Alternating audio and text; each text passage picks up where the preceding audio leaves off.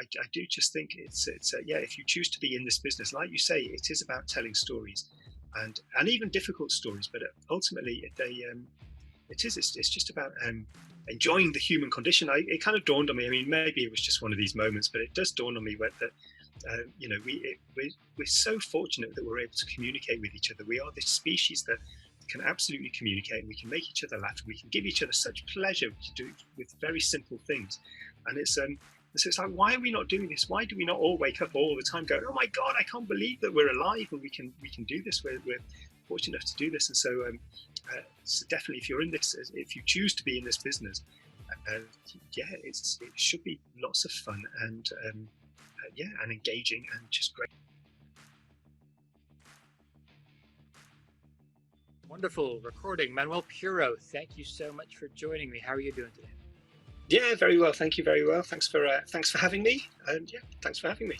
Yeah, thank you for coming on. I'm sure there'll be lots to talk about your journey through casting and all the work you're doing now with the acting habit, which we'll get to later on. But I think, yeah, first and foremost, I like to start these a little bit with sort of your backstory. So maybe we can speak to that a little bit. What was the origin of Manuel Puro getting into casting and the inspiration, and what's led you to where you are now? Oh man, you know, it's a really long story. It's a kind of a crazy story. It doesn't make any sense whatsoever, but I think it set me up properly for this, for kind of understanding the whole business. Really, yeah, and it's just such a crazy thing. I was a student in London, and I was doing economics, and I was supposed to be going off to become a businessman or some kind of not a, you know, I don't know, some a management consultant or something. I was kind of all, I guess I was at the London School of Economics, and that was my track. And I realized very early on, within a couple of weeks of being at university, that it just wasn't for me. I just didn't connect with the course and with most of the people that I was working with. It was kind of like, what have I done? But it was back in the day. It was many years ago when it was quite easy to stay at university in England. I didn't have to pay for anything. I would get a grant and I got my housing paid for. So I wasn't a fool. I didn't think, I never considered leaving the course. I just thought, well, that's not my path, but what am I going to do? And I just didn't really know. I genuinely didn't know, but I'd always loved going to the cinema, and I'd always loved taking pictures. So I spent my 3-year university career more or less in the cinema every single day. And there was a cinema in London at the time called the Scala up near King's Cross, and they would show. It was owned by Steve Woolley. It was owned by this fantastic who went on to become a great producer, and it was a rep cinema. It was a little bit like the Prince Charles cinema that at the moment in Leicester Square, where it wouldn't show kind of new films. It would show lots of old films. So I had this so over the course of 3 years. I mean, it was like a little mini film festival every day. And so without really trying, I kind of, it was my own version of film school. It was just somewhere, it was a haven for me. And I used to go probably say 5 times a week. I used to go, and I used to go for the first showing, and then when you pay for your ticket as a student, which was so cheap, it was like £1 or something. You pay for your first ticket, and as long as you didn't leave the building, you could stay for all the screenings. So I used to go in at 12 o'clock every day and kind of leave at 11 o'clock at night, having watched 3 or 4 films, and more or less just wasted my whole day in the cinema watching 3 or 4 films, sitting in the dark. And I would do that day after day, and I would write notes in a little diary. And it gave my life some purpose, but I knew I was just kind of whiling away the time and just enjoying my life in London without really knowing what I was going to do. And then, so fast forward 3 years, it was coming to the end of my course, and whenever I did pop my head into the university, all my colleagues and people, they were all dressed now in suits and ties, and they all had briefcases, and they were absolutely ready to transition into that business world. And I was still going around in my shorts and t-shirt and kind of cycling around and going, what? And so I did what I always do, and I kind of ran to the cinema because I was just scared, and I'm just going to put my head in the sand. And I remember it was a film that I really wanted to see because I hadn't seen it, and it was Fellini's Casanova. And I knew it was showing, and it's like, great, I'll go and see Casanova. It's been on my list for a while. And I remember watching the film and kind of hating it, actually hating the film, but appreciating that it must have been really interesting to make, and it must have been a lot of fun. We had Donald Sutherland swanning around. There was lots of nudity. It was just ridiculous. It was a ridiculous kind of film, really over the top. And like I said, it wasn't my kind of film, but it was my light bulb moment. It was a genuine light bulb moment where I thought, some people are making this, and some people are making a living doing this kind of stuff, and surely I could get involved, and I could possibly even do better. There's me thinking I could do better than Fellini. um, but I just thought, well, yeah, that doesn't look like it doesn't mean, it feels like I wouldn't have to wear a suit and a tie like my university colleagues.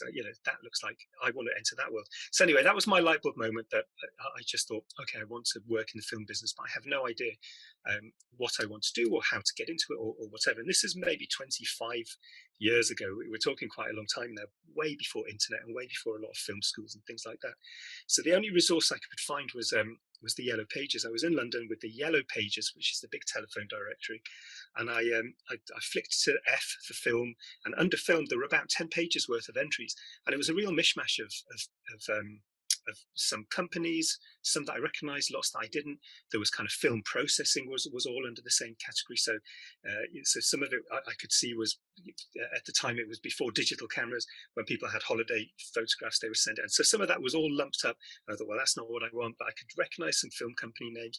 And then there were lots of just names and addresses and a phone number, because without me really knowing what any of them were. But anyway, I came up with all sorts of different. I mean, I did the kind of the traditional thing first. I sent letters to people. Sort of the first 10 on the list, I sent a letter and I had zero response. And I thought, okay, well, I'm going to have to be a bit more creative. And so I tried all sorts of different methods to get a bit of attention, and most of them didn't work. And it took a while to just trying lots of kind of crazy things. And I eventually hit on one idea, and it's a really long story, so I will try and shorten it. But basically, I created a photograph that more had a handwritten letter inside this photograph that just said, I'm really into film, and please, I'd love to get a job in film. It was a very kind of obscure sort of little handwritten note within a beautiful photograph that I'd composed myself, and I'd been able to. So I photographed it, and I was able to print off a few copies. And as part of my letter, part of the letter, the last line of the letter. Well, I had this other idea about there's a chocolate bar called a Kit Kat, and a Kit Kat in England has been it's been advertised. Have a break, have a Kit Kat. That's the tagline. That's been the tagline for ever since I was a kid. So it was have a break, have a Kit Kat. And so I sent this photograph to people, and then within this kind of handwritten letter that was inside the photograph, the last line was, "And since I've supplied the Kit Kat, you could give me the break," because I wanted to break into the film business. And so I sent a photograph and a Kit Kat to 10 people, and it was fantastic. I had 10 phone calls the next day. I had 10 people because there was no, there was no, it wasn't anywhere near a formal resume. Nobody knew what gender I was. It just had a phone number there. It was kind of like, who are you? What are you? What could you do? And so nobody really knew, but they were curious, and it was the thing that got me noticed. So I went in and I saw a few people.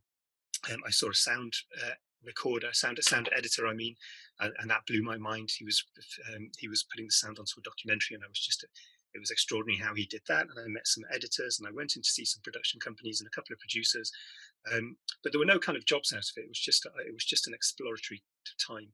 And so I had a phone call from somebody who said, so I kept sending out my Kit Kats and my photographs because it seemed that was getting attention. You were keeping Nestle in business at the time. Yeah, I really was. It was, and it's I probably still am. Still am. They're probably still my chocolate bar of choice.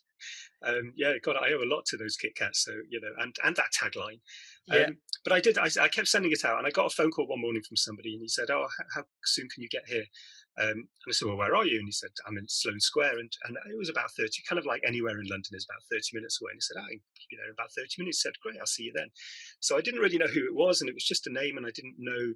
Again, it's not like you could quickly go on the internet and find out who somebody was. It was just a name, and it was somebody I'd obviously sent something to. But so I went along to the address that I was given, and pressed on the buzzer, and it was a nice address right on the King's Road, and it was really swanky address. It was nice. I thought, oh, this must be good. And I pressed on the buzzer, and the voice on the intercom said, "First floor, first floor." So I went up to the first floor, and I entered this office, and it was tiny. It was the grubbiest, tiniest little kind of office you could see, and there was a couple of desks. There was a sofa. There was an old computer that wasn't really working, and it was just it was really small and messy is my main impression of that room. And there was one man in it with kind of sort of with wild eyes. And I kind of said, "Hi, my name's Manuel." And he said, "I'm sorry, I haven't got any time to chit chat. Would you just have a read of the script? Sit there, read the script, and kind of stay out of the way." And and at first I thought, well, that's a little bit rude, but let's have a look. I'll just sit down and just see what happens. And it was very strange. At the time, I didn't really have much of a job, and I was staying with a friend of mine who did go and work in the city and was very wealthy. And I really thought that he had set something up. I thought this was some kind of joke because it felt really weird. This guy sat at the phone, and he had all the old rotary phones. There were about 8 on the desk, and all of them were ringing all at once. And he would be picking it all up and saying, "No, we don't have $1 million for Ben Kingsley," and put the phone down. And then he would make another phone call, and he would be mentioning all these actors' names and all these amounts of money and different things, and not really keeping on top of all the phone calls. And when he didn't know how to put anything on hold, and so he would just lay the receiver on the desk, and you could hear the little tinny voice kind of going, "Jeremy, Jeremy, I'm still here." And so after a little while, though, the buzzer went again, and he went over to the intercom and he said, "Darlings, darlings, I'm on the first floor." And then he put the thing down, and he turned to me and said, "Right, what's that script about?" And so I quickly told him a little bit about what I thought the script was about. And he said, "And who should be in it?" And because I've been for 3 years going to cinema all the time and making my little notes, it was back in the day when my memory was good, and and I was able to kind of reel off a few names. Oh, well, there's this actor or that actor or this actor and that actor. And I knew it took about 30 seconds from the front door to get up into the office because I'd just done that journey myself like half an hour earlier. And so I know we didn't have much time before these people turned up. And so this guy who was called Jeremy said, "Oh, okay, great, that's great. Now go and sit in the corner and kind of work on that computer and look busy, but don't worry about anything. Don't say anything. Just kind of look busy." And so I went and sat in the corner, and then the door opens, and Jeremy welcomes in a producer and director. "Darlings, darlings, I loved your script. It was amazing." And he carries on to have this whole meeting, and he mentions a lot of the names that I had been sort of talking about. And looking back on it, it's not hard. It was all the famous people that almost anybody would say, "Oh yeah, here's Tom Cruise and here's whoever, Brad Pitt or whoever it was." Sure. And but Jeremy had this whole kind of meeting, and it was I was absolutely gobsmacked because I just didn't really understand what was going on. And during that meeting that he was talking to a producer and director, it was kind of, again, the first time I think I'd ever seen a real life producer and director. And I noticed some posters, some film posters around on the wall, and one of them was a poster for Robin Hood, Prince of Thieves. That was a huge film at the time with Kevin Costner. It was a massive film in the UK. And there, right on the poster, was this guy's name. It was like, wow, casting by this guy. And I thought, well, that must be pretty good. His name is right on the poster. There's not many names on that poster. And as soon as those guys went, as soon as the producer and director went away, Jeremy turned to me and he said, "Oh yeah, could you just hang around until the end of the day?" And then at the end of the day, he said, "Come back tomorrow." And it carried on like that for quite, well, it just carried on like that for 7 years, more or less. "Yeah, come back tomorrow, come back tomorrow." And it turns out he was Jeremy Zimmerman, and who's a legendary casting director, Jeremy. And I just had the massive good fortune that his assistant, at the time, he had a brilliant assistant, but she was not well that day, so he was just desperate just to have somebody else in the office. Wow. And so he called me because Jeremy, God bless him, at the time, every day you would get 10 by 8 photographs. We would get a whole stack of these 10 by 8 photographs, and my letter was also just a 10 by 8 photograph. And Jeremy, to his credit, every day would open these things himself. He always opened it. That was his process. Get into the office. He personally would open all the envelopes, look at every actor's CV and every actor's photo, because that's way before email. That's how actors, that's how we found out about new people. And so I guess he was sitting there kind of thinking, what am I going to do? I've got no help today.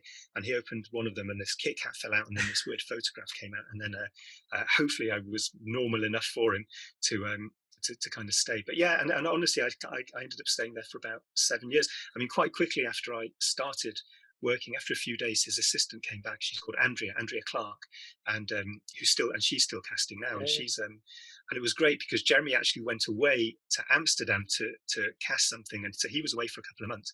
So it meant that I could really learn from Andrea just how it really all kind of ran and how everything kind of worked. Because when Jeremy's around, it's just great. There's lots of adrenaline and it's exciting, but it can feel a bit chaotic. And so it was kind of nice that I saw that side of the office. then it kind of went calm because he was somewhere else, casting somewhere else. And but yeah, that's sort of. So I didn't know casting existed. It wasn't a job that I was Yeah, looking yeah. for, or that I even thought anything that I would ever be good at, or anything. I completely fluked into it by yeah, just having this incredible good fortune. And yeah, and I think you know, and I've well, yeah, that's my origin story. Yeah, it's kind of Serendipity and like a passion for film, obviously, that kind of just yeah, came yeah. together. You do realize this is a film in of itself, right? Like you do realize you've got something in there that you could definitely It's make. well, it Because just keeps going. It's you know, I know, no, I love it. I love you know, I mean, Jeremy has just been amazing and an amazing kind of mentor, I suppose, because it wasn't, it's not, that wasn't my only bite of the cherry. I worked with Jeremy for all that time, for about 7 or 8 years, I think it was. And I just about started to cast some things myself under Jeremy's kind of umbrella. Um, but and it was my first job, and you know, it was really my first job in film, and it was kind of, and I absolutely loved it. I loved the whole process. Um, but I then got headhunted by well, by an agent. An agent called and said, "Hey, listen, would you know, come and talk to me because I wouldn't mind you working on work." Um, by that point, we were kind of quite close, and I just enjoyed running the office, and you know, it was just a great job. But there was this opportunity to try something else, um, and the agent was a real kind of top level agent, and I just thought, gosh, that's really interesting. So I spoke to Jeremy, and he was just the most gracious, and I mean, he was just brilliant. He just said, "You have to go and do that. That's such an opportunity. You must go and do that." And Jeremy turned this thing into a complete celebration. He took me to the Ivy to kind of celebrate this thing. You know, I thought he'd be distraught. No, I don't know. It's just one of these. Maybe I'm overstating my importance of in the office, but he was just so amazing and so kind of like, no, you must go and do this, and it's great. and this was And after like I said, 7 years. Was it six? yeah, that's right. Yeah, and so yeah, and he just made it into this kind of great celebration, and so yeah, that's when I then went and worked for an agent for a little while. And obviously, And I you've think been working with agencies through the 7 years with Jeremy, but it's a different kind of skill set in some ways, right? So, what was the transition like? Because I guess you had to adjust to a slightly different way of working, although it's still the same industry. Did you have a bit of a yeah, I mean, period? it was just the yeah, it was great. It was the other side of the. I mean, it's the same coin, really, but it's just the other side of the same coin. And so it was just great to be able to see it from that side. And the guy I worked with was just again another. I mean, I've been so lucky. He had I mean, he probably still has this kind of reputation. He had a reputation for being really, really hard to work for, and he was a screamer and a shouter, and you know, there was all that kind of side of it, but. He just had the most extraordinary client list, and actually everyone that works for him is kind of very loyal to him he because he just expected kind of excellence. But when you mess things up, he would absolutely be in your corner, and he would show you how to solve things. And it was so you'd be afraid to kind of say, "Oh, I really messed this up, and this has gone wrong," and it would be like, "Right, battle stations, and let's fix it." And here we go. And it was just an extraordinary time. I mean, he really is top level, and the client list was just to die for. Just Oscar winners left, right, and centre, and just household names. And it was just fascinating to see the whole business from that side and see again how a really good agent, because he was, and I mean, he clearly is just an incredible agent. How he put everything together and how he handled the clients, and especially it's this like anything, it's to do with the crises, how you handle the crises, and how you solve problems. It was a fantastic experience. I knew I didn't want to be an agent, but it was just really valuable to see it from that side. um yeah, it And was I great. assume a big part of that is working with talent, but also maybe the talent of that level, right? Because I think, for a lot of actors that might watch or listen to this, I think, unless Tom Cruise is listening, which I don't think he is, a lot of them are at a certain level where we're kind of working our way up and into the game, and we've got credits, but we're not maybe at that star level. So that's a different kind of set of puzzles and crises, I guess, that you have to work with. So I don't know if you can speak to that. You don't have to drop names, but I guess, when you're talking about crises, what are we talking about here? Because I'm assuming it's not just production based and like finance based. It might also just be different levels of problems based on stars that you're working with. Yeah, I mean, honestly, I think it's he knew every client so well, and he knew their you'd send an offer to one client and they would decline it, and he would say, "Don't go back to the producer yet, just give it a day, give it a couple of days. And so we wouldn't go back to the producer. The producer would be phoning, do you have a response? Do you have a response? No, we don't have a response yet. And I'd be thinking, well, we do have a response. It's a no. Why don't we just say it's a no? And then the producer can get on with somebody else. But then after a couple of days, the actor would call back in and go, I've been thinking a little bit more about that offer. And actually, I've read the script again. And he just knew so then the client ended up saying yes and doing it. And it's just that, he just knew how to speak to them. He knew how to, and again, so these were absolute top level clients. And sometimes he would know not to shout at them, but he would put them in their place and know how to just tell them that they're being ridiculous. And I think it was just about having a vision for each of his clients and a vision for their career. And it's a long-term vision. And then just being able to deliver it, I suppose. I mean, he would be very good at advising an actor.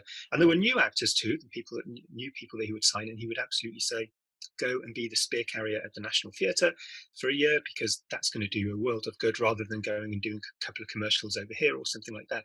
You'll make a load of money out of these commercials, but go and do this, get paid nothing, but be on stage with all these other actors, and you will see that will do you. That's going to help your career more in the long term. And just lots of just lots of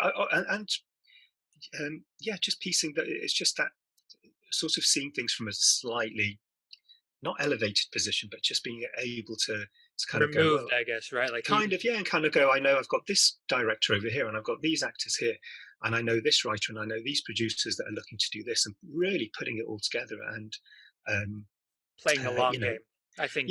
Kind of, and just and it seemed so new. Well, almost. I mean, it was just great. It was just a really fascinating, again, just an absolutely fascinating time, just to be able to be on those phone calls, because kind of my job was just to sort of sit in on lots of these calls between studio heads and massive agency heads and movie stars and these directors, again, that were just extraordinary name directors, and listen in on the conversations. And I would be making notes, because whatever my boss promised, he said, okay, I'll send you that script. I'd be the one that had physically kind of executed that. So I'd have to listen to everything. And but just again, being able to, again, it was like a little film school where I could just sit there, absolutely, my eyes, huge eyes, going, I cannot believe I'm sitting listening to this phone call with the Director General of the BBC here, this A-list actor there, I've got a top agent here, and and another executive producer over here that's just, again, legendary.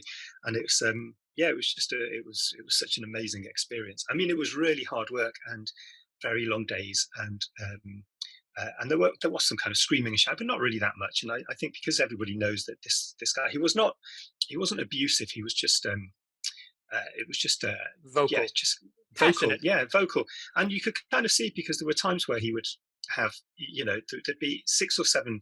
I mean, I controlled 4 phone lines into the office, and he had 2 other assistants, and each of them controlled about 4 phone lines.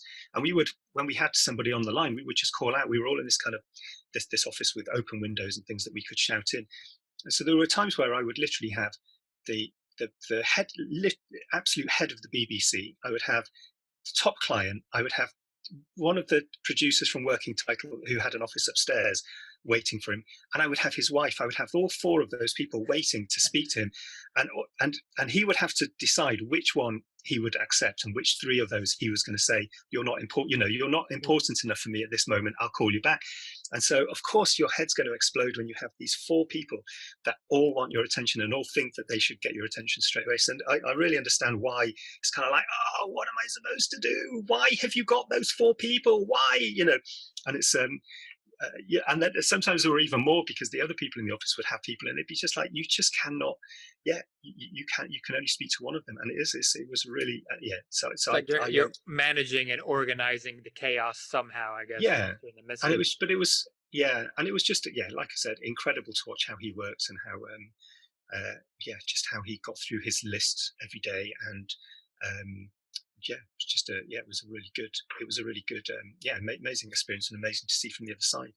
And so obviously you picked up a lot of stuff by doing it, and also I guess just osmosis, right, of being with Jeremy and then with the agency, and then I guess you just by being in that world and that environment, naturally going to pick up so many things. Was that then a natural spur to then eventually go at some point, like you did, okay, but now I want to sort of branch off and do my own thing? What was the sort of I guess, thought process around that at the time, and what spurred you on to go and get back into Yeah. casting? I promised myself that I would work for a year for the agent. So the day I started, I booked a trip for myself. Literally 1 year later, kind of, it was right at the beginning of January when I started in January and I booked a trip to America because I like traveling a lot, and so I thought I'm going to that's what's going to focus me. I can do this job. It doesn't matter how hard it is. In 1 year's time, I'm off for 4 or 5 weeks. I'm going to travel around America, and so that was my that was what I was always looking forward to. And so I it was again just I was so fortunate. The way the timing worked was because about 6 months into the job, the agent decided he was going to leave being an agent. I mean, he was absolutely at the top. You could not be a bigger agent, but he was going to go off and run a huge media company for one of his clients, and that meant putting a lot of money together from other investors and setting up a whole different kind of company. And so it was just again a fascinating time just to see how that is managed and how all of that works. And so in a way, we both left the agency not together. I mean, he doesn't care because he went off and became this. He went off and started running this big company. But I kind of left at the same time, thinking, no, I'm off on my lovely adventure now. And I quite early on in that adventure, I was in a small car crash. It wasn't terrible, but I hurt my leg and I cut my head, and I broke my arm. And we were I was in America, and I was staying I was up in the Rockies in Colorado, so that added a few weeks onto my trip. And I'd always intended, I mean, again, this is a long story, I'd always intended to get a bicycle and just cycle around a bit because I like cycling around, and I've never had that much money, but I do like traveling, and traveling by bicycle is incredibly cheap and you get to really see stuff. And so after the car crash, I thought, oh, can I still do this cycling? And I thought, well, yeah, damn well, I'm going to do my cycle ride because that's what I'm here for. And so I moved down from Colorado and I went to Tucson, Arizona, and I've been to Tucson a few times, and I don't know why, but I'm really fond of the city. So I recuperated in Tucson, and I bought myself a little bike, and I did some small bike rides, and eventually I kind of went off and I went, right, I'm going to go off and do my trip. And I ended up staying away for about a year and a bit. I probably stayed away a little bit Wow. too long, but I kind of went all the way down. I cycled all the way down to Brazil and had lots of lovely Wow. adventures, and it was all just fantastic. I'm a kid on a bike, and it's just like, here I go, I'm gonna do what I want. And so I was away for about a year and a bit, and when I came back, I just thought, well, now what am I going to do? I've had this great life so far, and I've worked in casting, and I've worked in with the agent, but I still wasn't really sure what I wanted to do. And again, just by good fortune, I knew somebody from along the way. You meet lots of people and you have your kind of network, and they're all pals. Sure. And somebody told me that there was a job going at Ska Films, which was run by Matthew Vaughan and Guy Ritchie. It was their head of development, and so somehow I managed to go in and just talk my way into a job there as head of development, which was and I guess because I knew actors and I knew agents, and and I guess I was pretty good with scripts and things and all of that kind of stuff. And kind of working for those two was just great because again, it's such a door opener. You just say I'm working for these guys, and send me some scripts to read, and I'll have a read of them. And so I met lots of filmmakers, and I met lots of writers and directors. Anyone anytime I was interested in something, I could just follow it up. So that was really good fun. But I knew again it probably wasn't going to be for me. But it was another fantastic experience in production to see how Sure. production kind of works. And then it really kind of, anyway, I left there, and I thought I'm going to start off my own company, and I set up my own little production company, and I had a few things that were in development, and I had some really cool stuff that was, I mean, I had an amazing director attached to something, and a little development deal with Working Title, and a few other development deals I was able to kind of set up. But again, I'm not a rich man, and I'm not, I realize I'm not very good at, it's just asking other people for money. I'm good when somebody has given me a chunk of money. I'm very good at managing that, but I don't like going and asking for the money. So that made me a terrible producer Sure. because that's really part of the job. And anyway, long stories. I mean, these kind of story. Long story was that I then went off and was traveling again, and I found myself. I went with my wife to Nepal for a while to make a documentary about something, and then sorry, actually it is really long because anyway, we had an apartment. Another part of the story, we bought an apartment in Poland over the years. My wife is she was my girlfriend then, but my wife is a writer, and she got a great book deal, and she got a chunk of money, and so she said, right, let's go and put this money into an apartment somewhere, and we ended up buying an apartment in Poland, and so we got back from Nepal. It sounds like we just gallivant around and don't do anything, but it's honestly we're usually kind of very poor, always kind of right on the edge of existence. But we kind of go, oh, we've got a few £100. Let's get, or look at this cheap flight for £300 we can get to Nepal. Let's go. So we do these kind of things. But we'd anyway, Jeremy called me, and when I was in Poland, where I wasn't really doing very much, I was kind of editing this documentary, but really just killing a bit of time. And Jeremy was away, and I'd kept in touch with Jeremy all the time because he again he was not just a work mentor, but he just became a really good friend and just a life mentor, I suppose, just someone who lived life to the full. And and we'd been on various adventures. Actually, part of that cycle trip between Tucson, Arizona and Brazil involved Jeremy. I called Jeremy. I was in Costa Rica. And I called Jeremy and said, Jeremy, what are you doing? And he said, oh, I'm not doing anything at the moment. He said, well, I'm in Costa Rica. Do you fancy coming for a visit? And honest to God, the next day, Jeremy arrived in Costa Rica. He just went, yeah, I'm coming. I'm coming. Where should I go? San Jose Airport. And the next day he turned up. And so we had some adventures in Costa Rica. So I'd kept in touch with Jeremy all the time. And anyway, we're in Poland. My wife and I are in Poland. And Jeremy calls him and says, listen, could you go and look after the office? Because he was in South Africa at the time working on a film. And he said, there's somebody in the office, but she's quite kind of new, and it'd be just good to have someone a bit more experienced. And I hadn't really worked for Jeremy. Again, it was probably for about 7 or 8 years, and I hadn't even considered going back into casting. And he said, yeah, could you go back to the office, just maybe for a week or so, because I'll be back. I'll be back, but I just want someone there that kind of knows how everything works. And I thought, well, yeah, fair enough, that's fine. And so I went from Poland back to England. I stayed at Jeremy's house. Because Jeremy's so brilliant, he always lets people have his key, and I'll just go and there's my house, go and make yourself at home. So I stayed at his house, and after a week, he called in and said, oh, no, listen, I'm delayed here. It's probably just another few days, like a week, maybe 2 max. Is that okay? And I was like, yeah, sure, I don't mind. I'll stay a little bit longer. And this kind of went on. And it must have been about 2 or 3 months that Jeremy stayed away.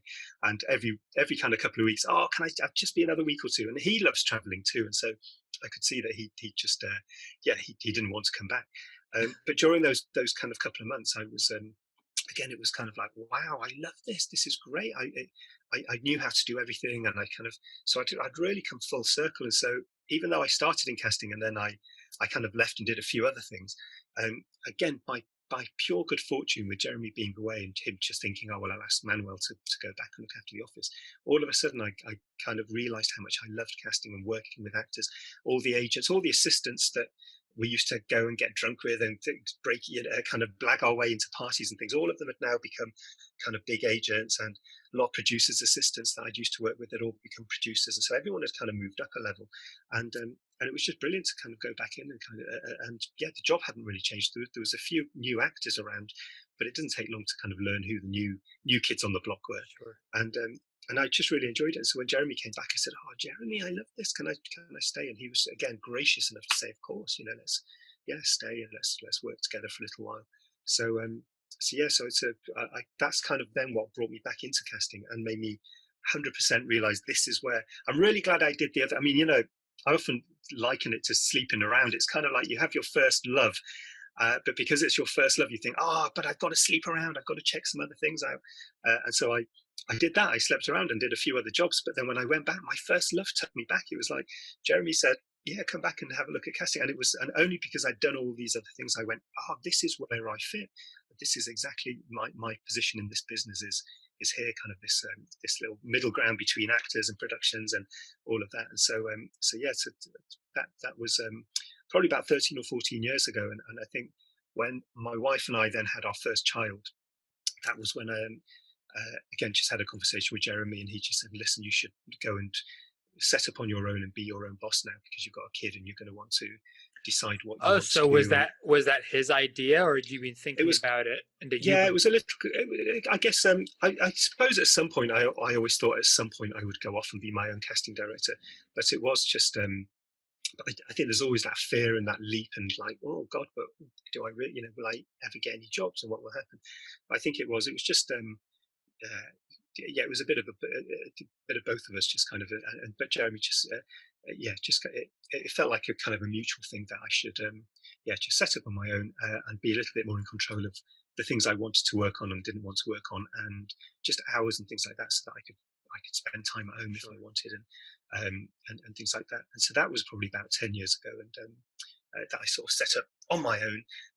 But thank God, it seems to have gone all right. It's kind of, yeah, it's kind of, it's gone all right. I get my jobs, and I get I have my producers and directors that I work with, and things like that. So yes, that's good. Sorry, that's such a lot. I told you it's a really long origin story. No, but I've been just sat quietly because I'm absorbing it, going, I knew he had an interesting story, and I've read up on your bio, and I knew obviously about it, but now you're filling in all these extra bits, and I'm thinking, geez, like, I said there was one movie at the beginning. There's about three.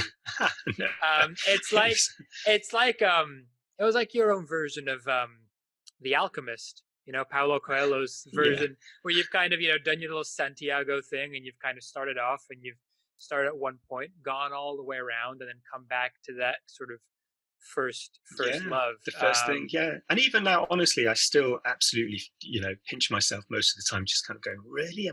Is this the world I live in? I would never, even as a 15-year-old, or possibly even as an 18-year-old, I would never in a million years have thought that I would be doing this and working in this sort of business and sort of have just kind of the job I have. I would never have dreamt it, I suppose. But more rewarding, I suppose. And the interesting thing is, a lot of people that I speak to who are in casting say that, well, they started out as actors, or they knew that they wanted to get into casting, and it was much more clear cut for many of them. Whereas with your example, your story is the antithesis of that. You're saying you just had a passion for film, but you didn't really look at it as a career that you could get into. And obviously, let's be real, like going to LSE is no mean feat. Like, you don't just waltz into LSE. That's a very kind of, you have to know your stuff to get into school like that. And I don't know, at the time, was it a weird period where you were kind of figuring out what you wanted to do? Were there external pressures from family, having, got the LSE thing, and then you say, well, actually, I'm going to pivot away from the business side and forego my degree and go into this totally other world? What was that? No, my parents have been brilliant. My parents are Spanish immigrants, so they're both Spanish. And so I was born in England. I was born up in Manchester, but both my parents are Spanish, and they were in the restaurant business. I mean, both my parents left school when they were about 13, and they didn't have any kind of proper education after that. I mean, they grew up in Spain, and so yeah, I mean, my mum, I think, left school at 13 and started working and doing things. So no, they were just anything that us kids wanted to do was fine by them. And so I just had a knack for being able to do examinations. I've always been good at cramming at kind of, and it really is. It's a brilliant skill, but you can't ask me anything about economics because I just don't. I'm very good at answering some very specific questions, and I would work through old papers and I would figure out, and it was kind of gambling. I would kind of go, they always ask a question about this subject, this subject, this subject. So I will figure out how to answer that subject, and hopefully that's going to come up on the paper. And if it doesn't come up, I'm absolutely screwed because I genuinely don't know anything about anything. And if you'd have kind of tried to twist me away or ask me anything about I wouldn't have been able to do it. These very specific things didn't come up, and again, amazing good fortune. I ended up with a really good degree. It's like a good degree, but the moment the examination finished, I mean, every time I would take all my work with me, I would cram like mad, and then I would go and do the examination, and I used to take all my papers with me. And as soon as I walked out the examinations, my ritual was find the nearest trash can, the nearest bin, throw it all in, and I would never. It's like it's gone. It's in my past. How much of that do we need anyway? That's a thing. Like, I got a uni degree, and I don't think I've applied more than 2% of it in real life at all. Yeah, like, it's great. I guess that's yeah. No, exactly. So I came out with a really good degree, and so that was good. And so I think my parents they wouldn't have cared either way, but it was like, no, I got a pretty good degree, and I still think they don't quite understand what I do for a living because it's kind of just so alien to them. But my mum and dad have always been brilliant. Just as long as the kids are happy, it sort of doesn't matter. But especially when I gone off on, you look back now, I've got kids now myself, but I look back and think, God, there were times when I did another trip once where I was in Africa, and I probably would, like it absolutely, I kind of backpacked all around Africa, and I kind of, there were times where it would be 5 or 6 weeks between phone calls to my mum where she would not know at all. I mean, again, there are no mobile phones or anything. She would have absolutely zero idea where I was. And I, again, was getting into all sorts of scrapes, and I was camping in really dangerous places and doing all sorts of stuff. And then every 6 weeks, just calling mum and just kind of going, yeah, hi, mum, all breezy, nice, so everything's all fine. And, 5-minute phone call off I went, and it'd be another 6 weeks before she heard from me again. And I just think, oh my God, how can I have put my mum through She all of must that have stuff? been stressing. I mean, especially like, family's important everywhere, but in Spain, like the Yeah. culture is family is everything. So she was probably stressing and swearing under her I breath mean, every two I, seconds.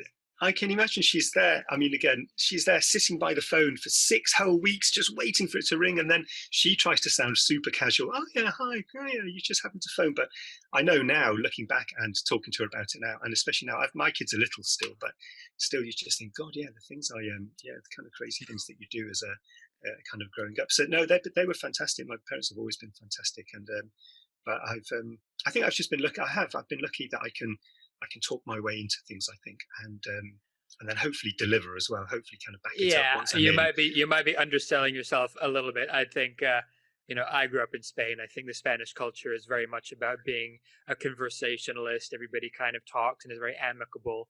But there's style, but there's also substance that you need too. Like, Yeah, yeah, I think you that's it. have I to think as back long it as up. I have to kind of back up and deliver, Yeah, and I think that you, yeah, exactly. yeah, exactly. Um, so I mean, there's been a lot of shifts in the time that when you first got into the industry to now where we are now. Obviously, the most notable thing is going to be, the just role of technology and the impact that's had on things. But what have been some of, I guess, maybe the big paradigm changes that you've seen that have really impacted the way that you have worked throughout that period? Because I'm sure Yeah, looking at it now well, versus a decade ago, it's a different world. yeah, well, no, absolutely. I mean, self tapes self tapes kind of has revolutionised the way I work. That's for sure.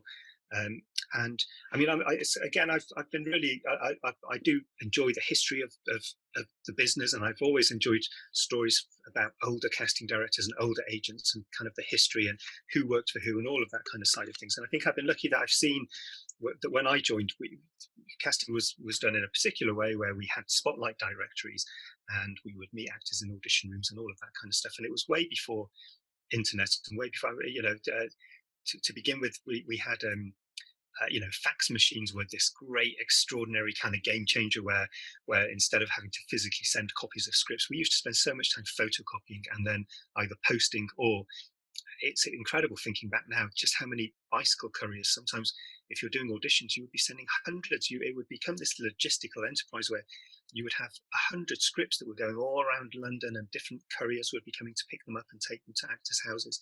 And And then you've got the all of other that. way. You've got actors sending in CVs and headshots, and you probably Yeah, and have you've to got, deal with all that. I know in the States there was the whole postcard thing. That was more American, but they would send in the postcards all the time, and just all the physical stuff you yeah, have to just deal with. stuff that we had. Yeah, there was stuff, and then there was and then suddenly everyone started getting VCRs, video cassette recorders, and kind of home video cassette recorders.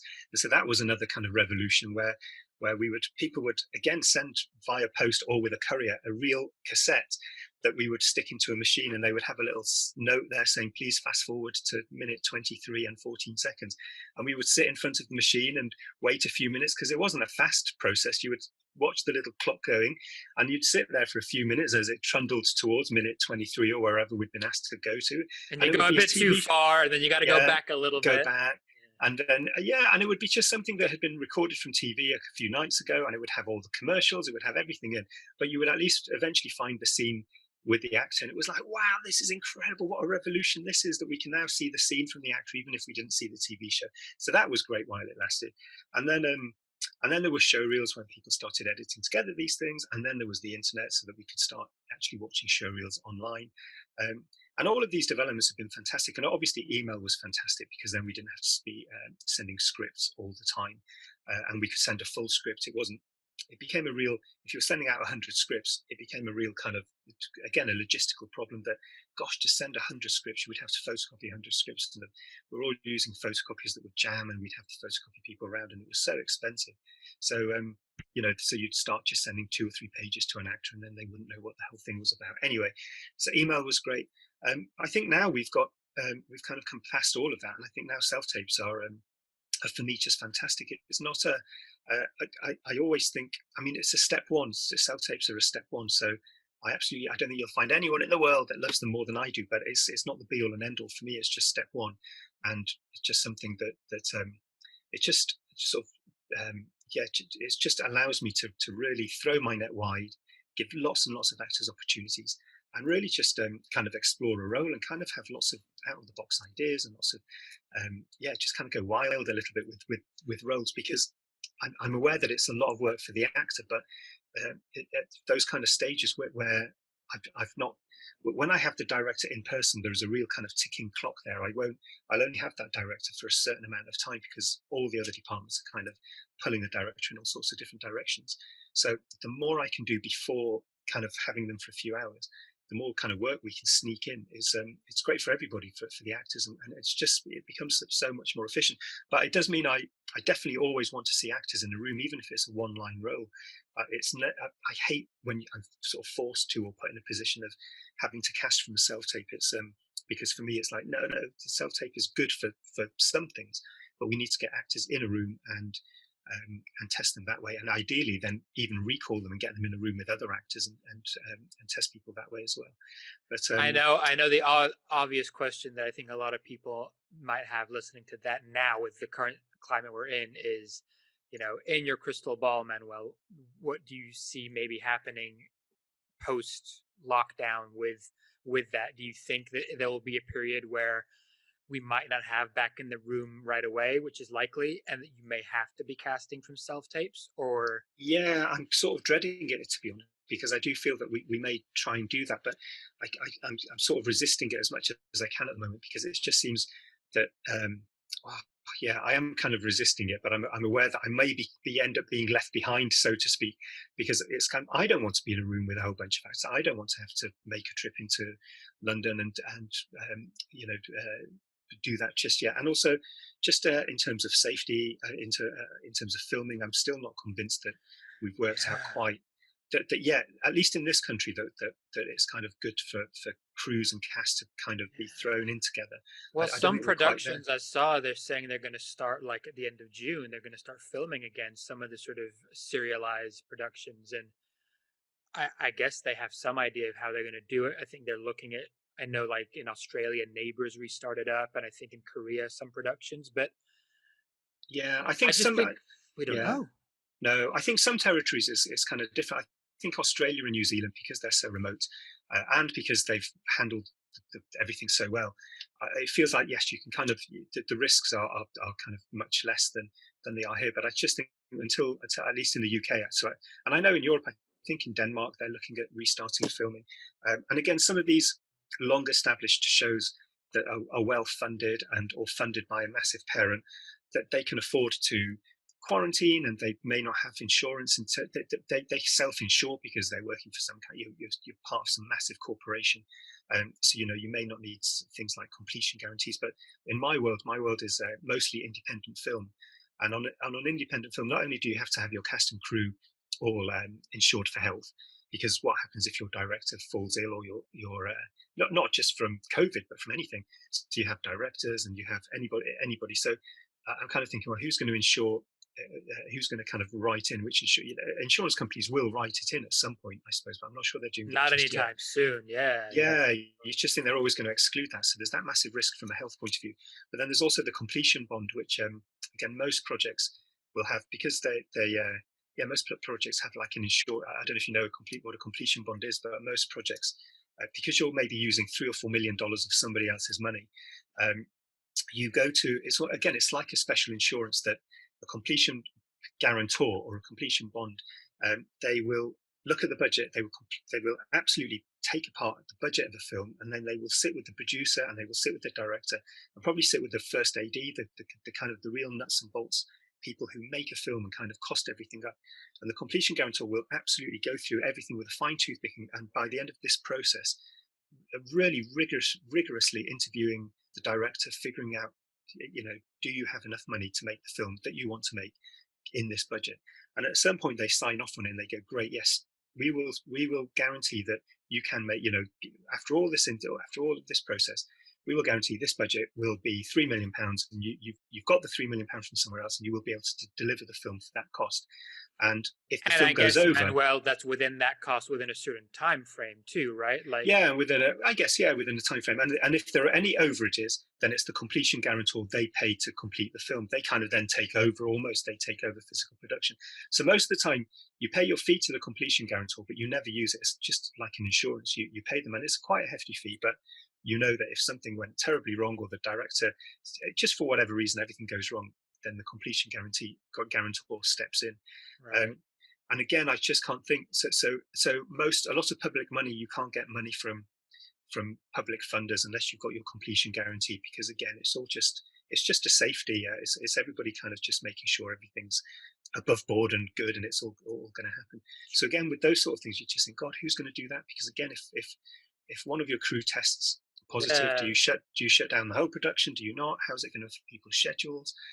If one actor going to another project, or even the DP going to another project, so there's all these kind of logistical things. But of course, they will sort all of this out, and they will be. It will, life will return to some kind of normality, or a different kind of normality, and of course, things will get filmed. But I think, in particular in the UK, I think we're quite behind quite behind where we compared to some other countries. We're a little bit behind, and so I think there's going to be a certain element of kind of wait and see as well, and wait and see how it works in these other territories.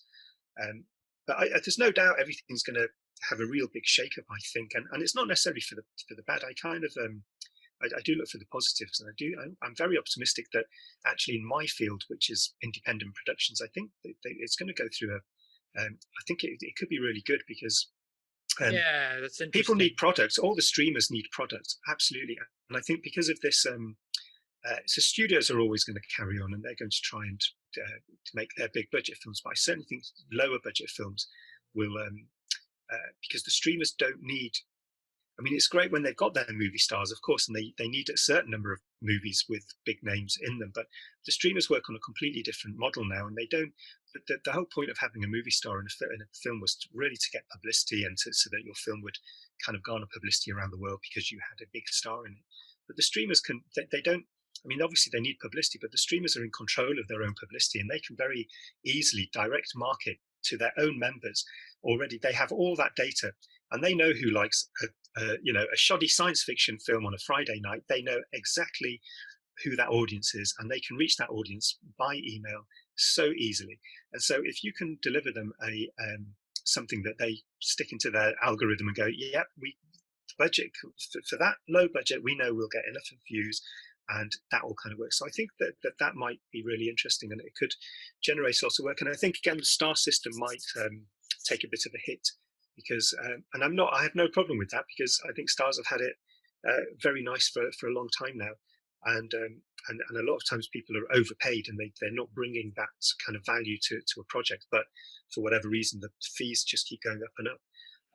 I think there's going to be a whole bunch of people that have probably paid off their mortgages and have a little bit of money in the bank, and I think they might sit it out for a year or two and just go, I don't need to work, and I'm 50 years old or 55 years old, and I've got a family, and it's like, do I want to risk everything for the sake of going to work on a project? And I think so. Hopefully, I mean, we'll see. I think so. Maybe some stars will take a step back just for a little while to see how things go. But that would probably, hopefully, mean more opportunities for other actors. And as long as the finances, I think it's always, if you look back at how, yes, what value really does paying this person so much money? Did it really pay off? Did it really pay back the value? And I think lots of times it just doesn't. And you do wonder, why are you paying these people so much money? Maybe they're associated with a big TV show at the time or something, but genuinely it's not. It's always been a strange. I guess it's the idea of attention, right? Like some of these big stars have attention, or well, did have attention that reached so many people that they were a platform unto themselves, you know. And so from a marketing and branding perspective, product placement, and all the rest of it, they can provide so many more eyeballs on the product than maybe was, you know, possible previously. But now you look at it and you think, as you're saying, with the algorithms, and you look at Facebook and Google, and if you can market your movie on those platforms, yes, having the stars help, but you can actually tap into your audience and get attention for the right pocket of people. I think you'll have your tentpole films still Yeah, there. absolutely. Yeah. But yeah, it's interesting because the question that a lot of people seem to have been asking other casting people is, what do you like? What do you expect to happen coming out of this? Do you think that there's going to be lots of famous and known and named actors, whatever that means, getting more of the jobs because production companies are going to want to recoup the lost earnings of this period, and they're going to want to make sure they can get as much bang for their buck, and name gives you that? Or do we think that there's going to be actually more opportunities for more people because more content's needed than ever because we've lost out on content? And it Yeah. sounds like Well, you're more in the latter. yeah, I sort of hope so. I'd hope that there'd be that sort of shake-up, and yeah, and like I said, I think it'll be really interesting to see. I think the, the real star pay even more because they'll know they're really. And again, if the company's willing to put a huge amount of money, then of course that's great. But I think that they might look at the overall model and go, yeah, yeah, sometimes it doesn't work. It's not been working. You know, yeah, it's been a bit hit and miss. Or listen, I guess people have been making money, and as long as people are making money, they'll try and do something or other. And even with the old system, it was making money for some people, but it just wasn't.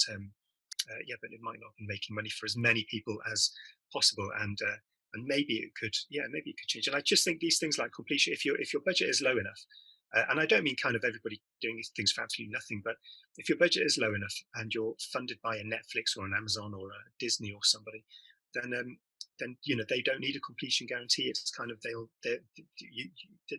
just be a different way of doing things. And like I said, if they can market certain things to certain people without it costing a fortune, um, and they just need lots of product because that's kind of how their business has started. Every week they've got to be able to kind of say, hey, here's like 10 brand new films and here's some more TV shows that you've never heard of before. They need to churn through them. So yes, there's going to be huge demand for products, and I think good independent producers are kind of ready to step to kind of manage that and to do all of those things. Everything, you know, even cinema chains are going to change, I imagine, just the way people go to the cinema. And again, not necessarily for the bad, for you know, for bad things. I mean, I think I was reading things that, you know, certain existing cinema chains would probably fold because their business model doesn't really work. And especially, I think studios have been releasing stuff online and kind of realizing actually we can make a chunk of money just releasing this online and bypassing the theaters altogether. So I think all those old empty cinemas might end up being bought by, you know, Apple and converted into cinemas stroke Apple stores, and it becomes a different experience. And Amazon shops, and Disney in particular, you think, well, because I think rules are changing, especially in the US, rules are changing that the studios are now able to own cinema chains, where I think that had been broken off sort of way back when. But I think now Disney can want to own cinemas, and it just becomes a different experience. And I think we might get to a point where we don't pay to go. I get an email from Netflix, and it becomes very localized. They'll kind of say, in where I live, they'll go, okay, we can email 500 people that all live within this cinema and just say, oh yeah, we've got Quentin Tarantino's thing on. We think you're going to really like it. Come to the cinema. Here's your voucher, whatever. And that'll be kind of just part and parcel of our membership. When we go there, we'll be spending money on popcorn. It'll be profitable for them. So I kind of think, I feel that those streamers will end up buying. I mean, Amazon have got fingers in absolutely every pie anyway. Disney have got fingers in, you know, they're not just movie companies. They are theme parks, hotels, cruises, everything. And I just think Amazon's the same. Apple is kind of the same. Apple it's not just, you know, Apple, obviously they're conglomerates and they do all sorts of different kinds of business. And so I think there's just ways that, yeah, it's just going to be different, which is exciting. I think it'd be exciting. Of course, it might all, we could get a vaccine in a few months and then everything could just go really back to normal, and that'd be that. But if there's no vaccine, I think things will have to change. And so Well, with yeah, or without, people have always been questioning that thing of how long can a Netflix sustain the amount of money they're investing in these projects when they're just working off of membership fees and no advertising that we can see. And so it is that idea of, at some point, more money has to come in from somewhere. Is that advertising money that they're going to start pulling in? Is it, joint ventures with other companies that they can actually sort of make some money from to actually make these projects? Because some of the money they've been dropping is insane. And then from an independent filmmaker's perspective, does that mean your only outlet is going to be go to one of the big Goliaths, or is there a way for them to still get their indie film seen? Because it used to be your indie film is shown in the cinema, and if that's maybe not the new thing, then is the new way that you self-distribute it on YouTube? Like, there's so many different ways of how it could go, which is exciting, but also a bit unanswered at the moment, I guess. yeah, yeah, yeah. But that's good. That's not a bad thing. It's not a No, bad thing. It's kind of things needed. Lots of things I think just needed shaking up a little bit, and exactly. so we have an opportunity, I guess, to kind of rebuild, but in a different way, and using different systems and exploring different systems. So let's, let's hope for the best, I suppose. Yeah. So talking about shaking things up and sort of different systems, perfect segue. Um, let's get to the acting habit, because I think from my point of view, that kind of in some ways has done that a little bit. Like, you set it up and it's allowed people to sort of hone. Initially, the premise was hone on their self-tape technique, running 3 weeks of it every day. But then it's kind of also got to that point where once you've done that, you're now bringing in other casting people to run 5-day workshops. And it sort of has taken that in-person version of doing a workshop with a casting person where you get one scene and a few minutes, to now letting them work with you over 5 days, see you do more than one piece, and connect people, especially at a time like this, from all over the world. And I think it's a bit of a game changer in that sense, specifically the location part, because not everybody lives in London or a major market to go to these workshops, and your platform allows everybody from anywhere.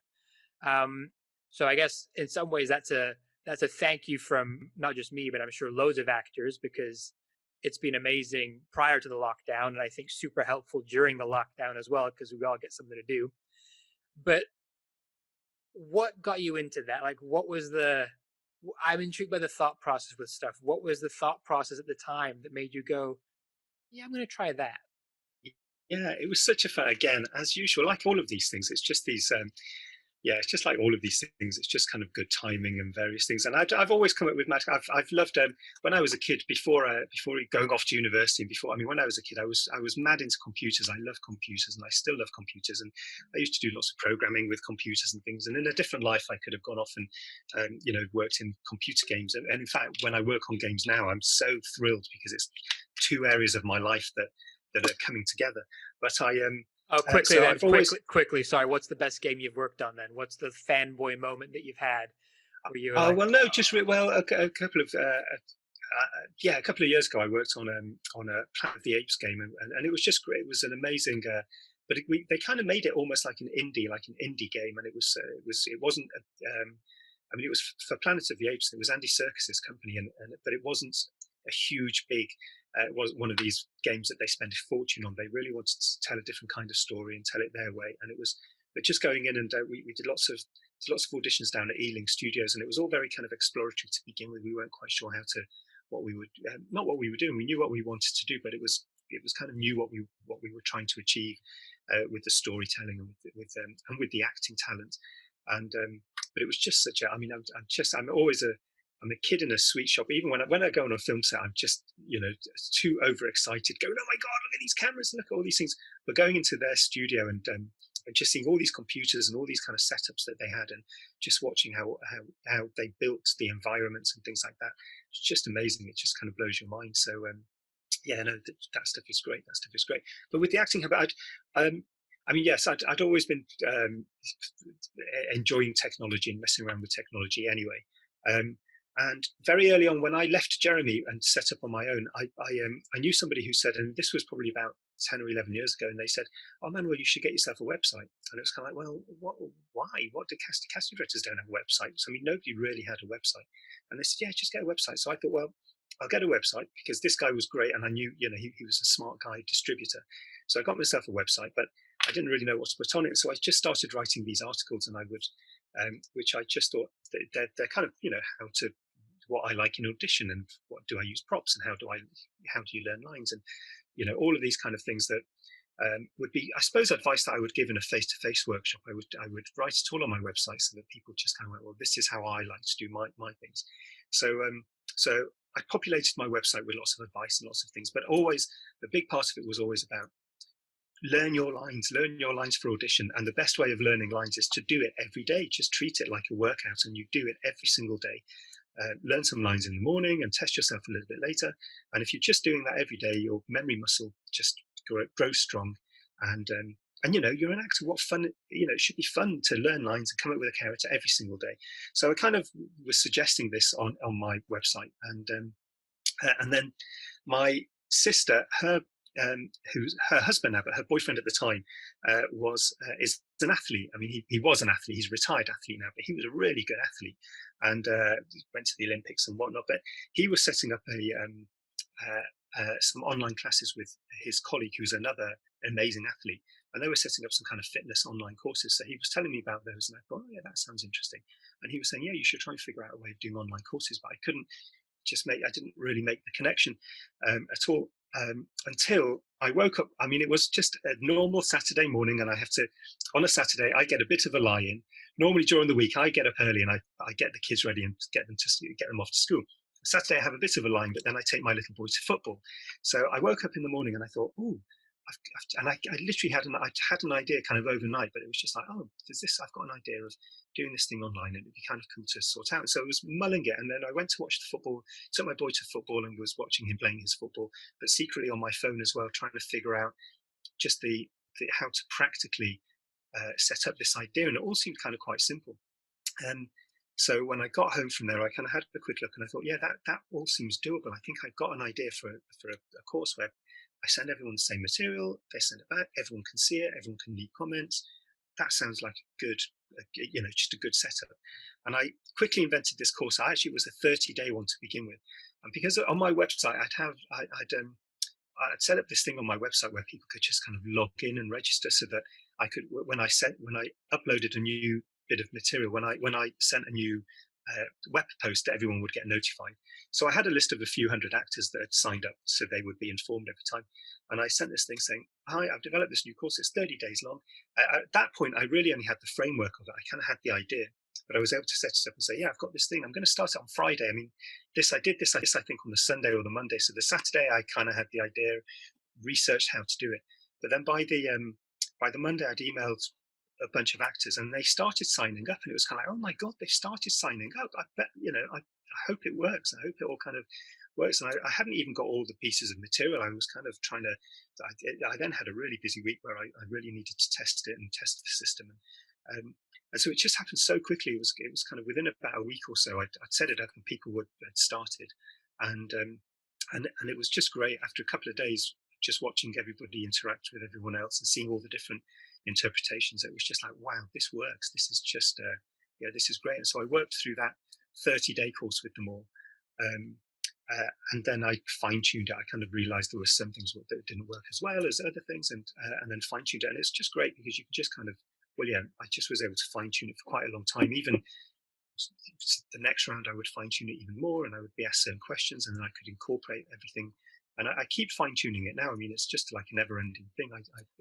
Somebody may ask something or point something out, and I can kind of incorporate it into a course. And I've had lots of ideas over the years, and lots of them don't ever work, and lots of technological ideas, and sometimes they just don't work. But this one just seemed to work. And it's a really, I don't know how to explain it. It's such a joyous thing, I think, for kind of almost everybody involved. So I absolutely love seeing actors just kind of breaking out of their boxes and doing stuff that they never thought they could do, whether it's a technical side of things, because there's a lot of technical stuff that actually it's kind of quite simple once you get the hang of it. And so to have lots of actors, including especially older actors who are technophobes or they claim to be technophobes, picking up things and going, oh my God, this is great. And I know what I'm doing now. But not only from that technical point of view, but also just the creative kind of point of view, just allowing actors to see other interpretations. And it just gives actors the idea. It just, you can see that, I mean, you kind of see behind the curtain of what it's like to be a casting director, where we may receive 30 self-tapes or 50 self-tapes for the same role. And it's not that you're rubbish, it's just that there's so many really interesting interpretations and they're all a bit different and people bring different things to it. And so actors can see that. And for me, it's like I said, just seeing actors attempting roles that in real life they wouldn't get to attempt and absolutely smashing it and just being brilliant. And that's really changed the way I look at it. I no longer try and typecast an actor or I no longer ever talk about type and say, yeah, you're an authoritative type, you could play these kind of roles. For me, it's kind of like, no, I don't want to know. I want to give you an opportunity and just to see how you do it. And even if you don't think you're right for it, have a go, because there's just something there. A lot of the times there's just something there. And especially if you almost cast against type, it's kind of just really interesting. And it's great that I can show that to a director, so you have one of the roles is the role of a CIA director who you kind of immediately think of some gruff 50-year-old man or woman who's full of authority or whatever, CIA director. But I've seen people absolutely own that role who are 22 or 23 years old and play it in a completely vulnerable, totally different kind of way, but absolutely it makes sense. They make it make sense. And I get goosebumps even just sort of thinking about it and kind of going, it's incredible. That's just incredible. An actor has that skill to make it sound as though that is exactly what the actor intended. And then you show that to a director and it can just blow them away. They can be like, wow, I hadn't even thought that it could be done anywhere near like that. And that just makes it really interesting. And audiences are going to love that. So that's what, for me, running the courses, that's kind of what I get out of it. And I think other casting directors are now that they see as well that once you give an actor a bit of a go, it's a bit of a chance. They're great. And then, actors just love it because they're acting every day and creating new characters every day and they're feeling part of the community. So I'm again, very fortunate that this wasn't one of those ideas that didn't really go anywhere. It was one that it just seems to be fulfilling from lots of different lots of different points of view. And each course has its own personality, which again, I just think is really lovely to see. It's just really interesting. You just bring people together from literally all over the world. And you just see how sometimes there are leaders in a particular group and sometimes there aren't any leaders at all. And it's just a slightly different vibe. And I think people have made kind of really good friends on it from all around the world and people helping each other out, especially back in the day when travelers, I've got to go to LA and do this. I've been invited to do this. And it's just great. People would kind of go, great, come stay with me, or I'll help you with this, or I'll help you with that. It's been, it's been lovely sort of creating these communities and these connections. And I still get an absolute buzz every time there's a new one starting and I look at where everyone's coming from and I kind of go, oh God, I've got someone from Melbourne. I've had people from Korea, from Fiji, from, obviously lots from all around Europe, South Africa, and lots in the US. And you just go, it's just amazing that somebody in Fiji is sharing their work with someone in Korea who's sharing exactly the same work with somebody in London. And it's and they're all kind of getting on with each other and seeing how the different approaches and learning so much from each other as well. It's been a brilliant and I get no whinging directors and no whinging producers, and in particular I get no whinging agents.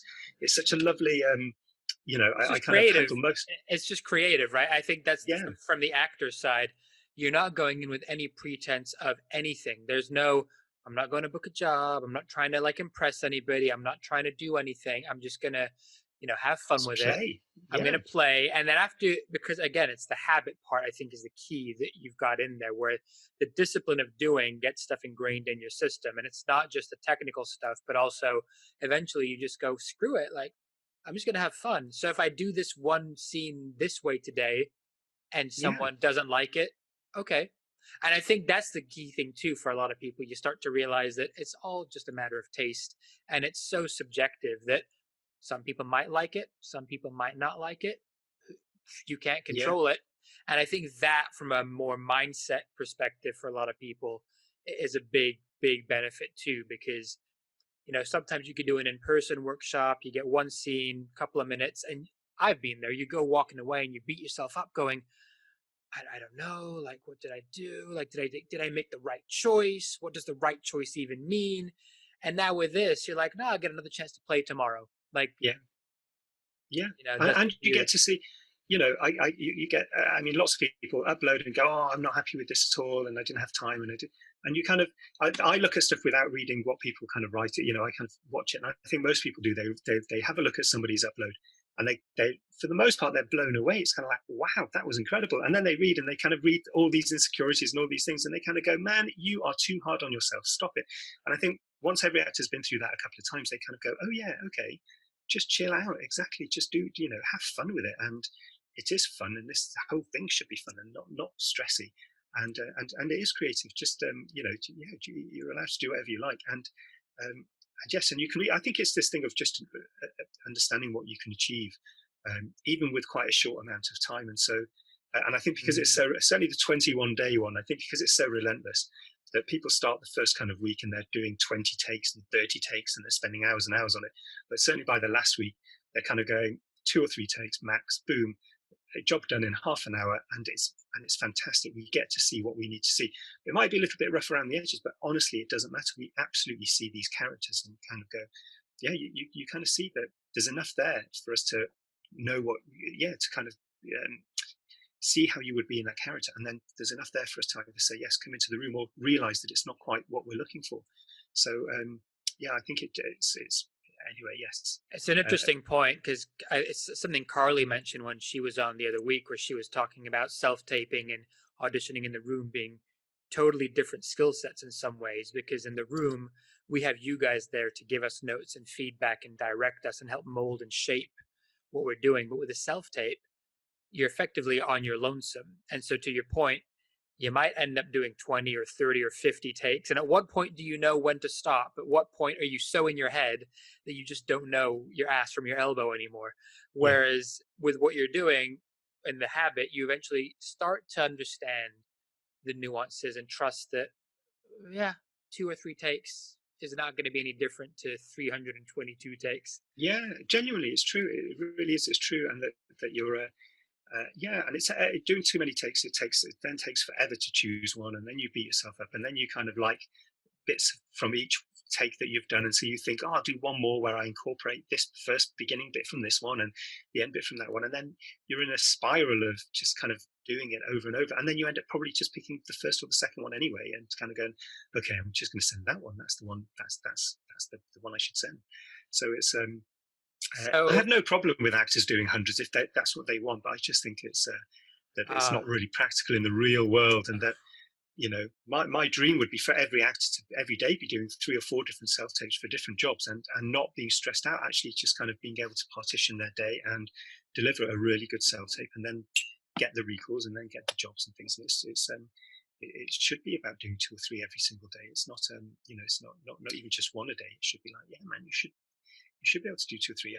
I think I suppose you'd have to be a proper kind of jobbing actor, earning enough of a living where you didn't have any other kind of work. But yeah, that's what actors kind of want to reach, that point where sure. they can just focus on the acting.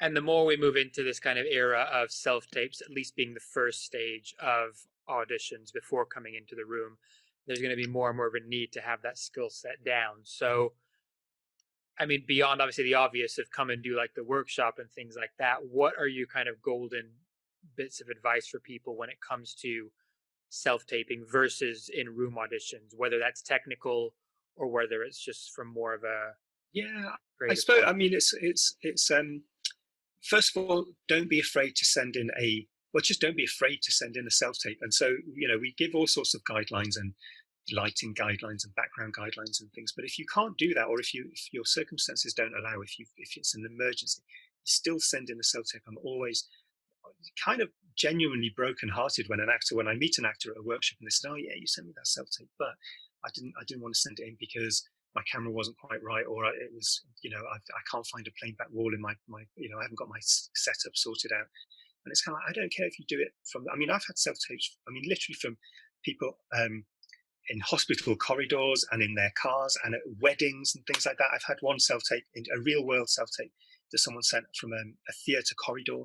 And it wasn't, they weren't in a play, they were going to see a play, and they'd forgotten about the self-tape, and they thought, I want to just get it in. And so they just did it in a theatre corridor kind of during half time. And it's like, and I loved it. And it's kind of like, so I do, you know, I preach all these ways of doing self-tapes and kind of presenting your self-tape in a really great way. But you know, yes, still send your self-tape, even if you can't do all the fancy stuff. But ultimately, if you have a bit more time, the main thing is I want to see your face and I want to see your eyes. And so you've just got to make those decisions in terms of eyeline. You've really got to think. You've just got to get in your head framing and eyeline, those two words, and really just make sure your framing is good and your eyeline is good. So your framing, because these are in your control, you know, you can choose where you place people in the scene, and so you should place them quite near the lens so that we can see into your eyes when you're talking to them. And your face should, for me, it should kind of dominate the framing. You know, we should see we want to see your whole face from the top of your head and then upper shoulders. But so you know, we don't necessarily, unless specifically asked for, I don't need to see lots of your torso. I don't need to see kind of down to your belly button or your waist, because that just makes your head very small in the frame. And I'd rather be very close in to see your to see your eyes. Obviously, there are exceptions, and there are certain kinds of roles, and hopefully someone would give you clear instructions. But for the most part, it's kind of pick a spot near the lens, usually not into the lens, but just near the lens.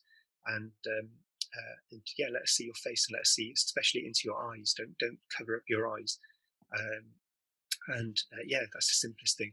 But people don't have to do a course. They can just look on my website. Because like I said, all those things that I've put up, just lots of written stuff about his advice on how to do, you know, how to do a good self-tape. But I think lots of people have got advice now, and most people kind of get the gist of it, get the gist, indeed. What about things like backdrops? I had a question from Jess here, said, what are your thoughts on things like blue or gray self-tape backdrops? There's lots of talk of, you know, different colors seem to be more of the rage at some point over the other. Yeah. Does it really matter as long as it's plain? Yeah, not to me. Honestly, it really doesn't to me. I mean, sometimes certain colors actually do look fantastic with people's skin tone and eye colors and things like that. And so sometimes, and I've seen kind of bright pinks and bright blues and bright greens and things. And sometimes people say, "Oh no, that's a bit distracting." But honestly, if it's just a plain green background, I really don't mind. I kind of now do miss the days. I mean, I used to love the early days of self-tapes where I could see into everybody's houses and into their rooms, and I could read the books. I could not read the books, but I could see what books they had on their bookshelves or what CDs they had and things like that. I mean, I could see what kind of bed covers they had, because people would self-tape in their bedrooms, and you could literally see everything, what was in their wardrobe, what they needed to wash. And I sort of miss those days now, because I very rarely get a self-tape that's got all that beautiful kind of detail in it. But no, backgrounds, and even I don't mind even crinkly backgrounds when people put a sheet up behind them. If there's a few kind of creases in there, man, I have tried to iron a sheet flat, and it's so hard. It's like, God, yeah. So like as long as it's kind of reasonably plain, and again, it's just anything that's not distracting you. But even if there are just kind of stationary things behind you that are very plain and boring, like an empty shelf or something, I mean, that's kind of okay too. But it's but yeah, an ideal one is just a plain. I'm not too fussed by the color, and I haven't yet.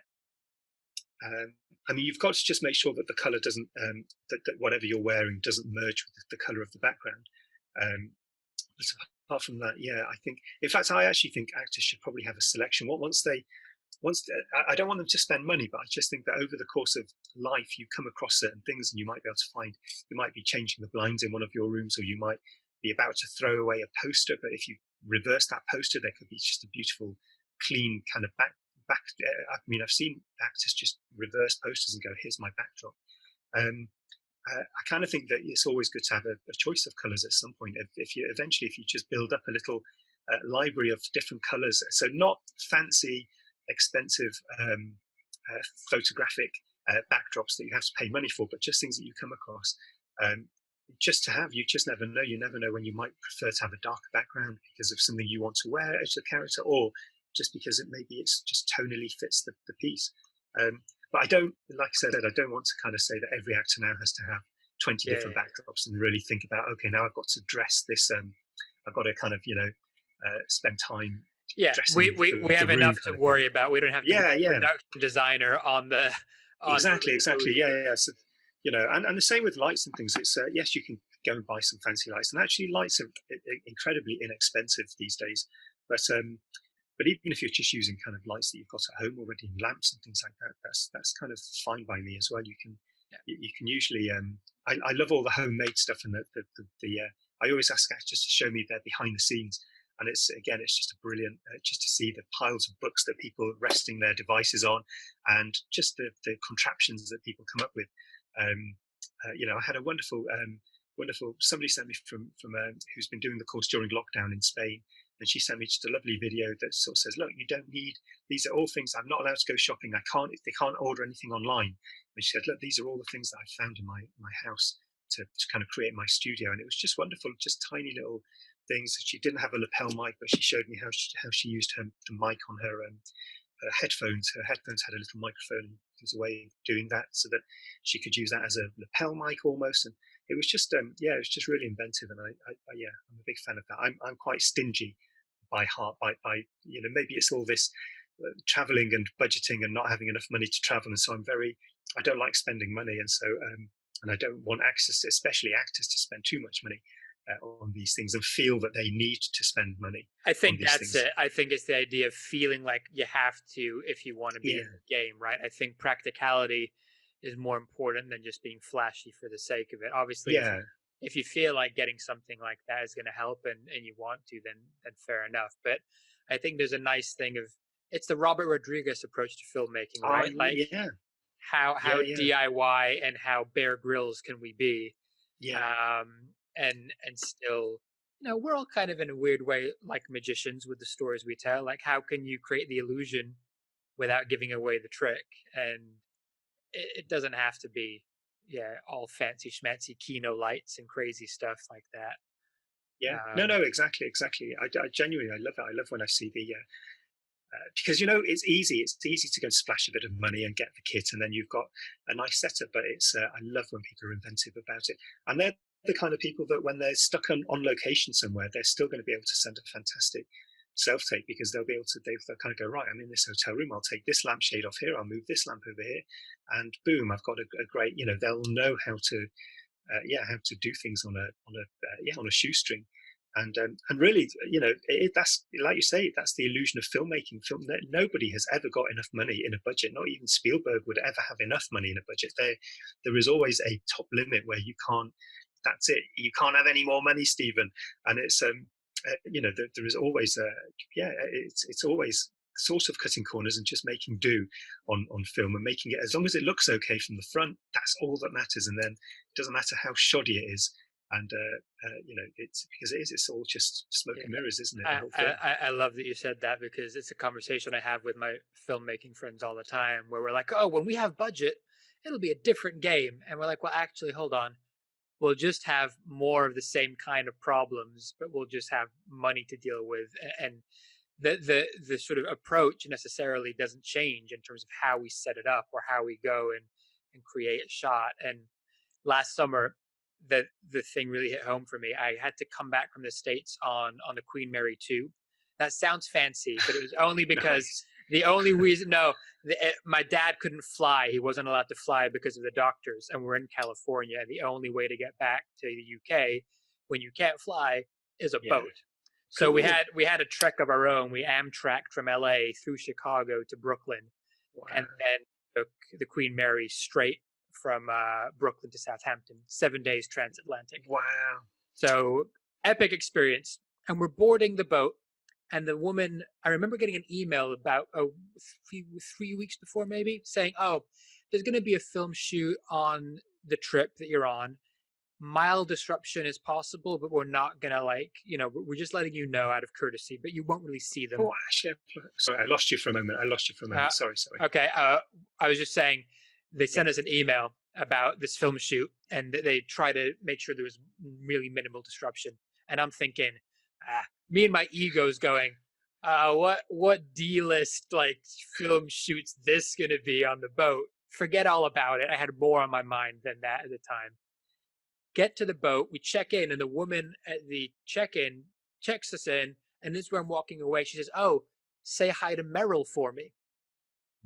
And I'm No. like, hold on. It's like, yeah. Meryl Streep's on the ship. What? It's like, yeah, Meryl Streep, a crew that came early, they've all boarded. And basically it was Steven Soderbergh's new film about the Panama Papers. He did two. He did The Laundromat with Meryl, and then Yeah. he's got this other one, and they were filming this on the ship. So everybody's kind of a bit of buzz, like, where are they? Are you going to see them? And so one evening, I think on day 2, I was on the dock to just catch the sunset. And all of a sudden, a couple of PAs come in, a couple of assistants, and then lo and behold, out of nowhere, a small crew appears, like 5 people, of which one of them is Soderbergh. And the moral of the point of the story is that it's a huge film. It's Steven Soderbergh, and he had no lights. He was using natural lighting from the ship, which was this beautiful, and by beautiful, I mean disgusting sulfuric orange. And he was using the atmospheric light that we were getting from the sunset. And that's it. And he was trying to frame up the shot, him and his DOP. He was basically using the camera himself. And he had a sound guy. And that's it. And one PA to kind of warden off the onlookers. That's it. Yeah. And then they bring in Meryl, and Meryl does her thing. And obviously there was no dialogue, so it made it more condensed. But I just remember watching them work and going, cool, it's Meryl Streep, it's Steven Soderbergh, it's amazing. But also, in the other side of it, what they're doing is no different to what I've seen us do on small independent films, where they're still solving the same problems, and they're not using Kinos or anything for lights. They're doing nothing. And I thought, what a lesson. Because that just shows, like you're saying, even at Spielberg's level, you still have to have the raw, basic Bear Grylls approach down. Otherwise, you're not going to survive with or without the budget. Yeah, no, I think so. I think there is a sort of a pioneering spirit amongst filmmakers and a buccaneering spirit as well. It's kind of like whatever it takes, and let's not spend any money on it. Let's just try and let's just try and get away with it. And do we really need this? Do we really need that? And as long as everybody's safe and everything. But yeah, I mean, I spoke a bit earlier about going on film sets, and I mean, and I am like a kid in a sweet shop, but I do, after you do kind of go, it looks terrible sometimes. I remember going on the Moon set, and it was and I loved Moon and I loved the scripts, and I remember going on set and going, oh my god, they're ruining it. What, this does not look like. I mean, it was a really cool set. I mean, I have to say it was beautiful, but what do you call it? Just the soundstage shit, but the soundstage, but the actual setup, oh god, I can't remember. I'm reading The Martian at the moment, and so with my little boy, and I keep thinking of The Hab.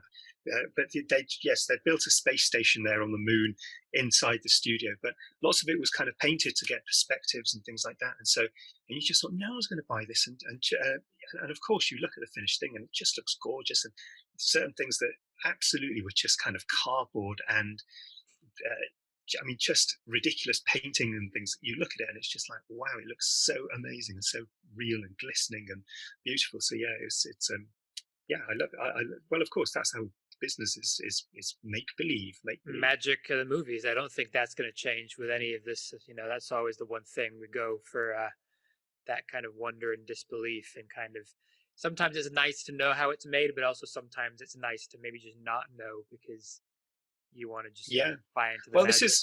And it's kind of funny, because actually this is something with me and actors. I've never thought of myself as any, I mean, I'm not an acting coach, or I could never teach somebody how to act, and I don't know how actors do it. I have avoided studiously.